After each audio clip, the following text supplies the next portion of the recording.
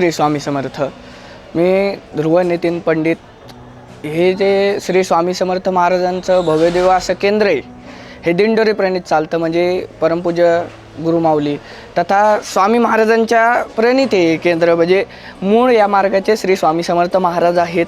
दत्तगुरू श्रीपाद श्री वल्लभ नृसिंह सरस्वती महाराज तथा श्री स्वामी समर्थ महाराज यांच्यापासून ही गुरुप्रणाली सुरू झाली. मग त्यांच्या पुढं जी परंपरा आली ती पिठले महाराज झाले, मोरे दादा झाले. त्याच्यानंतर हे आपले पिठाचे श्री सद्गुरू परमपूज्य गुरुमाऊली यांच्या प्रणित हे केंद्र चालू आहे. आणि त्यांची भाविकांची इतकी श्रद्धा आहे या केंद्रात बसलेली की साक्षात या केंद्रात महाराजच असतात. एक प्रकारे भाविकांना दत्त जयंतीचा सप्ताह असो, आताच दत्त जयंतीचा सप्ताह येईल किंवा श्री स्वामी समर्थ महाराज पुण्यतिथीचा सप्ताह असतो. अनेको भाविक जवळजवळ हजारो जरी म्हणले तरी हजारो भाविक इथे गुरुचरित्र पारायण करतात.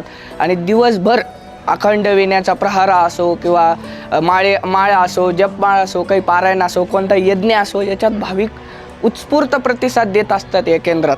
आणि माझा असा अनुभव आहे की मी त्या केंद्रामध्ये म्हणजे इथून ह्या थ्रू ग्राम अभियान म्हणून आम्ही करतो. तर त्या ग्राम अभियानमध्ये आमचं एक केंद्र होतं की आमचे एक दादा आहेत की त्यांनी ते केंद्र सुरू केलं. आणि ते केंद्र सुरू केल्याच्यानंतर तिथं त्या बाई ज्या होत्या त्या बाईंना काय असं डोळ्याची म्हणजे त्यांच्या मिस्टरची डोळ्याची दृष्टी जी होती ती कमी होती. तर त्यांनी भरपूर डॉक्टरांना दाखवलं किंवा अनेक देव वगैरे मांत्रिक तांत्रिक असं वेगवेगळे प्रयोग करून पाहिले. तर मग ते त्यांचं काय ते जमलं नाही. पण ते आले सेवा मार्गात.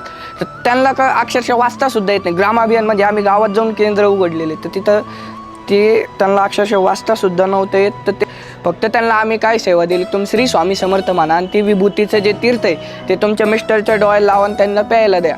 तर त्या तीर्थाने अक्षरशः काहीच म्हणजे महिनेच उलटले असतील तर तो माणूस पूर्ण बरा झाला, पूर्णपणे बरा झाला. म्हणजे त्याला पूर्ण जिथं डॉक्टरनी हात टेकले होते ते मांत्रिक तांत्रिक असं वेगवेगळ्या लोकांनी हात टेकले, तिथं तो माणूस बराही झाला. ही महाराजांची कृपा आहे. म्हणजे महाराज इतर दुसरं तिसरं कोणी नसून महाराजांचं जाण्याच्या वेळेसचं वाक्य जेव्हा महाराज समाधी अनन्य चिंतेन तो माम ये जना परिउपासते तेषाम नित्याम भियुक्तानाम योगक्षेमम वहाम्य. महाराजांचं हे जातानाच वाक्य ते की जो अनन्य भावाने माझं चिंतन करेन त्याच्या योगक्षेमाची मी हवी घेईन. आणि एवढे बोलून मी माझ्या वाणीला पूर्ण विराम देतो. श्री स्वामी समर्थ.